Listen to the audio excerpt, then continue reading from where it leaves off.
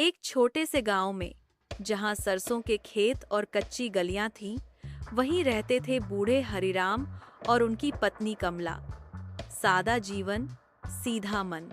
एक छोटा सा घर, थोड़ी जमीन और उनका इकलौता बेटा राजीव, जो कई साल पहले विदेश चला गया था। राजीव अब कम ही फोन करता, कभी आता नहीं, पर माँ बाप का प्यार समय या दूरी नहीं गिनता। हर सुबह कमला अपने खटिया पर बैठकर ऊन बुनती और कहती, कब आएगा राजीव। हरिराम मुस्कुराते, किसी दिन बोलेगा, अम्मा बाबूजी अब आप भी आ जाओ। और एक दिन सच में वो दिन आ गया। वीडियो कॉल पर राजीव ने कहा, पापा मम्मी अब आप बूढ़े हो गए हो, वो गांव क्या रखना, जमीन घर सब बेच दो, यही मेरे पास आ जाओ, साथ में रहेंगे। कमला की आंखों में चमक आ गई। हरिराम ने देखा वो तो मन ही मन विदेशी पार्क में पोते के साथ खेलते हुए खुद को देख रही थी।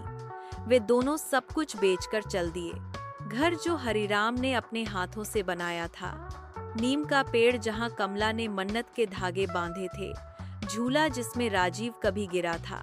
पड़ोसी बोले, मत जाओ काका, बेटा तो अपना है पर जमीन माँ जैसी होती है। पर प्यार अंधा कर देता है और उम्मीद बेवकूफ। वे विदेशी एयरपोर्ट पर उतरे, थके हुए, बूढ़े पर मुस्कुराते हुए। राजीव आया, गले लगाया और कहा, ये कॉफी लो, मैं 10 मिनट में आता हूँ। 10 मिनट बीते, 30 मिनट, 3 घंटे, राजीव नहीं आया। फोन में सिग्नल नहीं, घोषणाएं समझ नहीं आ रही, देश अजनबी, भाषा अनजान। हरिराम ने कॉफी का खाली कप पकड़े रखा। कमला बार बार उसी गेट की ओर देखती रही जहां से उनका बेटा गया था। एक भारतीय सफाई कर्मचारी को उन पर तरस आया। उसने हरिराम के मोबाइल से आखिरी नंबर मिलाया। फोन बंद था।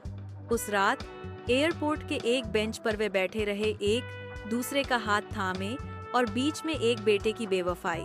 भारत में उनका गांव अब बदल चुका था। जमीन पर गोदाम बन चुका था, घर टूट चुका था, नीम का पेड़ काट दिया गया था।